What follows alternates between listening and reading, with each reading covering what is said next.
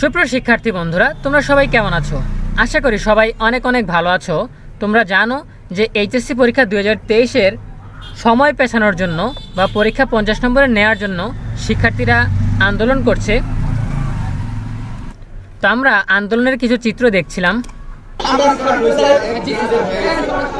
পুলিশের পক্ষ থেকে আপনাদেরকে কি বলা হলো?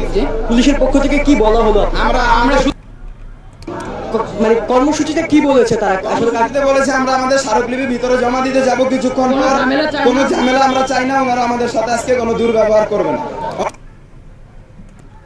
তো আমরা গত কয়েকদিন দেখছিলাম যে তারা শাহবাগে এবং সায়েন্স ল্যাবে এসব এলাকায় আন্দোলন চালাচ্ছেন, বিক্ষোভ করছেন, কিন্তু আজকে ঢাকা শিক্ষা বোর্ডের সামনে তারা বিক্ষোভ সমাবেশ ডেকেছেন। সেই সুবাদে একটা সুখবর আসতে যাচ্ছে। তোমাদেরকে আগেই জানিয়ে রাখি যে এইচএসসি পরীক্ষার বিষয়ে রবিবারে নতুন করে সিদ্ধান্ত নেওয়ার কথা বলেছে শিক্ষা বোর্ড। সে বিষয়ে আমরা বিস্তারিত জানবো আজকের ভিডিওতে।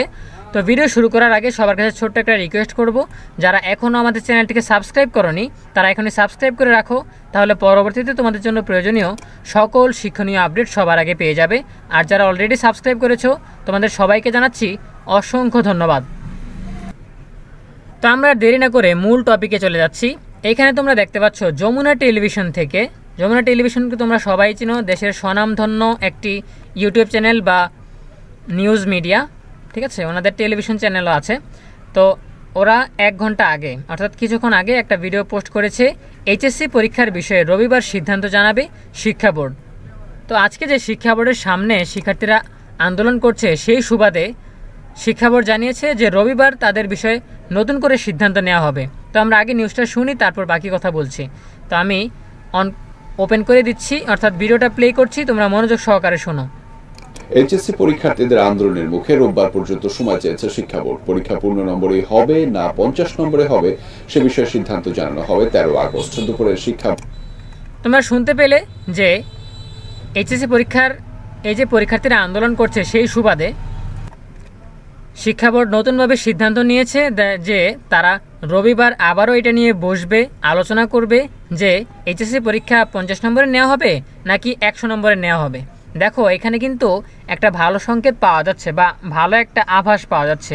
আভাসটা হচ্ছে, যদি তারা চাইতো যে 100 নম্বরের পরীক্ষা হবে, তাহলে কিন্তু তারা এই আশ্বাস দিত না যে রবিবার আমরা নতুন করে বসবো।